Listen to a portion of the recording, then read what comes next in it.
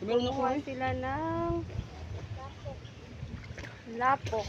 So, pagbili nila to guys ng isang sa pagbili ng ibaligya nila ni guys og 7 pesos ang isang baldi. Tingnan nyo guys.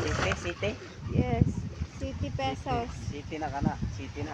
Oh, yun guys. Isang baldi 7 pesos guys. Transfer natin dito kasi. Transfer nila dyan guys. Yan, yung lapok yung kinuha nila sa Damayan.